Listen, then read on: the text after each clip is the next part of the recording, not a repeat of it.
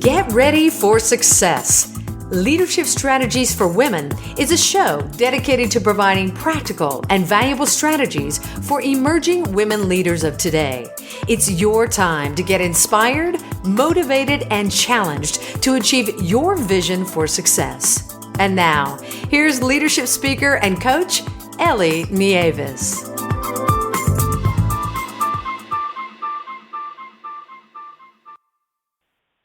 This is the Leadership Strategies for Women podcast, and I'm your host, Ellie Nieves.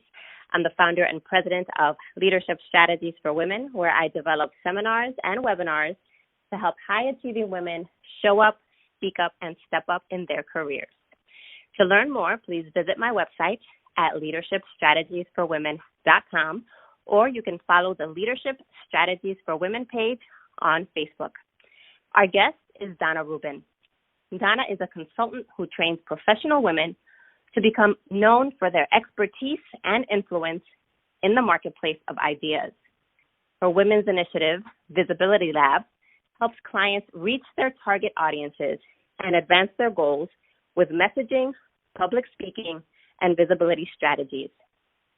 Through speaking, training, and coaching, Dana helps women share their views at conferences and other professional events, and in opinion forums such as op-eds, editorials, articles, and other platforms.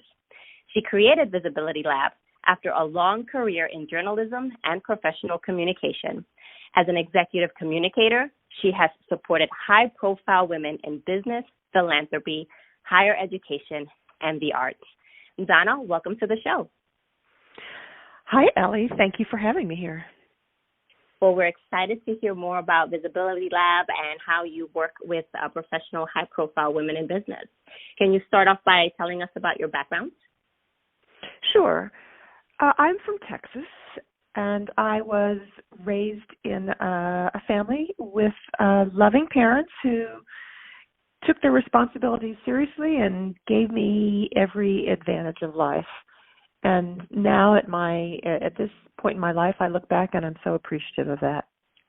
They valued education, and they gave me a good education. They were not wealthy, but they were, I would say, we were comfortable enough that I never had to worry about resources. And only later did I find out as an adult about the sacrifices that my parents made so that I could have those opportunities. And that has given me a profound appreciation for the need to help others and look at future generations in everything that we do. And when and why did you launch the Visibility Lab? I was a journalist for the first part of my career and loved that enterprise. I would say journalism gave me a lot of skills that have been very valuable. But by way of background, to help you understand, I segued from journalism into leadership communications when I saw that the model for journalism was under a lot of pressure, and I was frankly concerned that I wasn't going to be able to support myself and keep going as a journalist for, I would say, for the long term. So I started doing leadership communications, which is really everything that you do to support a leader so that person becomes known for their expertise, their ideas, and their capabilities and their vision. So I started going to professional events, conferences, and various gatherings, and I started to notice over the years this curious absence of women in visible positions of not just leadership, but thought leadership, I would say, sharing their ideas and their expertise. And then I would look at the news programs on Sunday morning, and I would see mostly men representing their points of view and their organization's points of view, and the same thing with op-ed pages and articles and on and on. So I started to think that there is a real need in the marketplace to focus on helping women, in particular, getting their ideas and their expertise wider known and influential. And that was the beginning of Visibility Lab. Wow, you said something really great there, that you were reading the tea leaves when it came to a potential successful career in journalism, and that's what helped you make the switch. I think that that's such an important skill to have, to be able to look into the future and see what the trends are in your particular field. Right. And I appreciate your pointing that out, and I think it's quite obvious now that the journalism model has collapsed, and the relative few who are still practicing journalism, they're very lucky indeed, but they need to be thinking, each of them, what can they do to support themselves long term? Until someone comes up with another model for journalism, at the moment, it's really under a lot of pressure. But I will say that I'm extremely grateful for that early practice, because it gave me a lot of skills and attitudes that have formed the foundation of my outlook. So that is the appreciation for research, for facts, data and science, and evidence-based reasoning, the importance of seeking out several sources of information before you make a conclusion that you believe something, and the value of being balanced and appreciating other points of view. All those undergird, I would say, journalism, responsible journalism, and I'm very indebted that I had that, indebted to the field of journalism, and appreciative that I have that as my intellectual foundation. Yeah, what a wonderful skill set to take into any career. So congratulations on being able to do that. So what are 3 challenges that you faced as you were striving to attain your personal career goals? Well, I would say that I would amend your question. You asked me that what I faced, and I would say facing currently, because we're all striving to achieve our goals in an ongoing way, no matter what level you're at. We're all still working towards that. I would say number 1 is time management and priorities. Many of your listeners are familiar with Stephen Covey's very well-known time management matrix, which plots out the relationship between urgent and important in our decision-making. And I have to say, I still struggle with that. Like a lot of people, I do the things most eagerly that I enjoy and that are easiest for me to do and I get a lot of pleasure in. And some of the things I don't enjoy as much, I push off. And that's always a struggle, because it turns out some of the things you push off are things that you need to do in the short term. So I have struggled with that, and I still struggle with it. Number 2, I would say speed, or maybe alacrity, to use a highfalutin word. That is responsiveness. So I have come at this point in my life to value the ability to take my time and reflect on things. I know that the more complex issues are, the harder they are to figure out, and the more I need to educate myself. But in the world that we live in, because of social media and the speed that technology has given us, there's a lot of pressure to be fast and to respond quickly. And if you want to be known for your ideas and you want to participate in the swim of things, you really do have to jump in fast. But it's a struggle. I don't always want to jump in fast. I want to often educate myself more. So that is a struggle, ongoing. And the third, you asked for 3 things. I would say the third is to maintain my independence of thought. We are in an age when ideas are very polarized in the political realm, and also in every realm. I would say it's very easy to fall lockstep into partisan thinking patterns, and I don't want to do that. I want to make sure that all of the positions that I take and the beliefs that I have and the values that I cherish are mine and are independent, and not because my group or any affiliation might have champions them. And so I struggle with those things all the time. That's time management, taking my time, or being speedy, and then having independence of thought. Great. And what are some of the leadership strategies that have actually helped you get ahead in your career? That actually is an easy question for me to answer, because these are things that I champion and share with my clients all the time. The first, I would say, it sounds a bit like a cliche, but it sounds that way because it's very true, which is doing what I love. Or the alternative to that, the correlation to that, is loving what I do. And what I mean by that is really caring about the work, because that's what keeps you up late at night, past your bedtime, to finish the details on something and make it perfect. That's what makes you get out of bed in the morning. That's what makes you skip your lunch, because it takes a lot of sacrifice to be a leader, to be ahead of the game. It takes a lot of work, and you're not going to do it if you don't love it. And by learning what you love, I guess the way I would explain that is the more you do something, the better you get at it. And the better you get at it, the more you derive pleasure out of it. So, for example, if you don't like public speaking, let's say, because you think you're lousy at it, or you have fear of speaking, or even just anxiety around it, which many of us do, my solution is do more of it.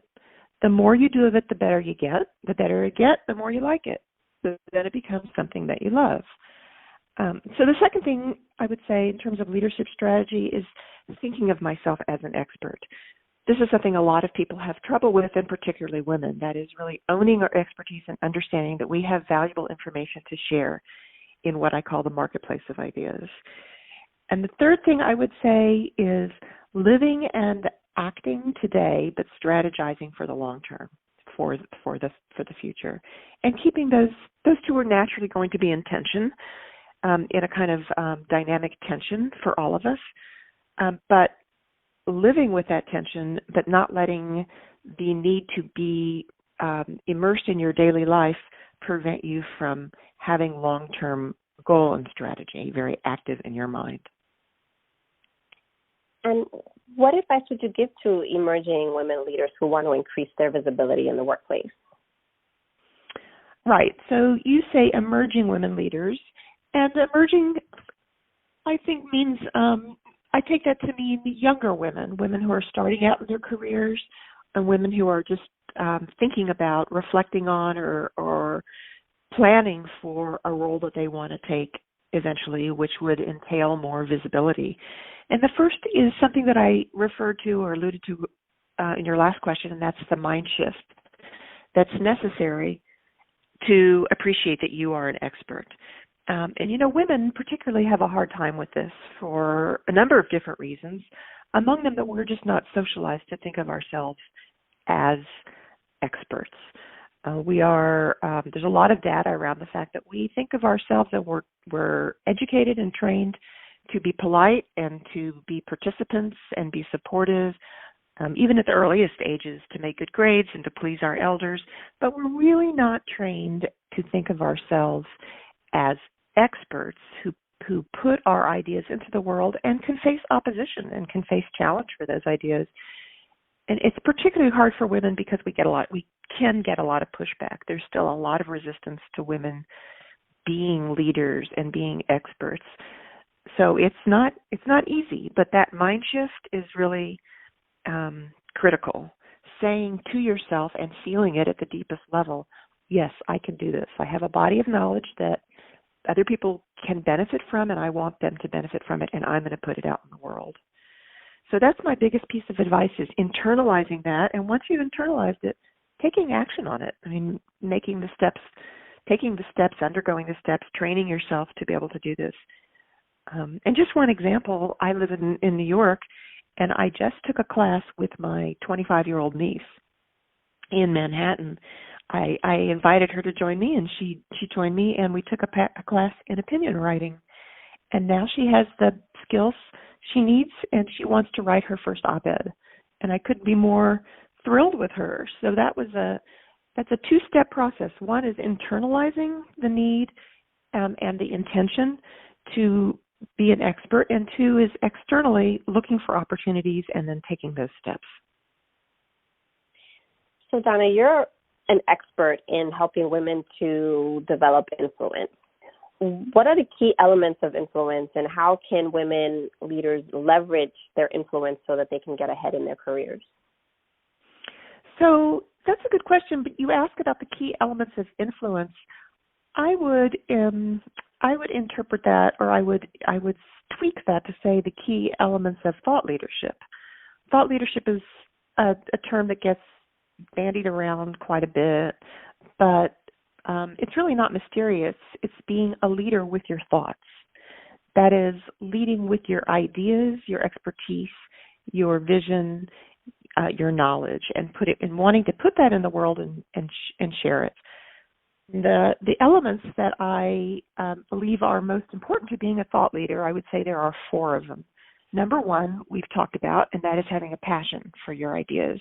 If you don't have that passion, you won't be authentic, and authenticity is critical to any leader. And if you are passionate about something, it comes through in your voice, in the way that you present yourself, and the way you talk about things. People can tell the difference. So passion is critical. Number two is that expertise, which we've also talked about. No matter whether you're an expert in the professional realm of business and finance or technology, or if you're an expert in climatology or animal care, it doesn't matter, or the natural world, whatever your expertise is, you need that expertise, and you need to cultivate that expertise so that when people come to you, they can trust you and know that they're speaking to an authority. And that means, of course, staying on top of your field, reading about it, attending conferences, and immersing yourself in that field so that you indeed can own the mantle of expertise. The next element, I would say, is having a vision of the future, knowing where your field is going. It's not just enough to know everything there is to know about, let's say, banking law, but it's important to know where the banking laws are going in the future. What can financial institutions expect to see down the road? Because that's what clients are looking for. That's what the marketplace is looking for. Some people call that a moonshot vision. I don't know if it has to be moonshot in the Google sense of knowing what's going to transpire in the next century, but you need to have your eyes on the road to see where the world is moving. And the fourth piece, I would say, is the desire to share it with the world. So it's not just enough to feel passion. It's not just enough to claim that you're an expert and feel it. It's not just enough to be able to look down the road and see where we're going, but you have to have the desire and the intention to share that knowledge with the world. And if you have those four things, then I believe everything else follows from that. What are some of your current aspirations and personal goals? Well, my personal goals are very much intermingled with my professional goals. I would say I'm working on something that I find to be very challenging, which is writing my first book. It's challenging for a number of reasons. One is because of the content. I have to be very clear on what it is that I want to say. And my current thinking is I want to write a book that makes the arguments that we've been talking about, all the need, the rationale, and the strategies for the rationale for sharing your ideas and being a thought leader. But then in terms of the strategies, I want to have a workbook that accompanies it so that my readers can take that away and be able to create their own game plan for becoming a thought leader. So it's trying to figure out the content and the strategy, and then figuring out, how do I want to make that happen? Do I want to partner? Do I want to self-publish, or do I want to partner with a mainstream or educational publisher? And all that is very challenging for me to figure out. And it's challenging for anybody to figure out. The publishing world is changing so much these days. That's what I'm working on. Great. So how can our listeners find out more about the Visibility Lab? Oh, there's a number of ways. You can go to my website, which is visibilitylab.com. And Visibility Lab has a Z in it, not an S, so it's VIZIBILITY. And the Z, I always say, makes it stand out. And since I'm focused on helping women stand out, that's the Z in my professional identity. You can go to my LinkedIn profile, my Twitter account. I'm very active on Twitter. And you can also reach out to me by email. My email is drubin@visibilitylab.com. Well, Dana, it has been an absolute pleasure chatting with you. Thank you for taking the time today to share about yourself, sharing about your goals, your aspirations, and also helping our listeners to learn how they can be thought leaders in their own careers. Thank you so much for your time. It's been a pleasure, Ellie. Thank you so very much. And to all of our listeners, thank you so much for tuning in. Until next time, God bless.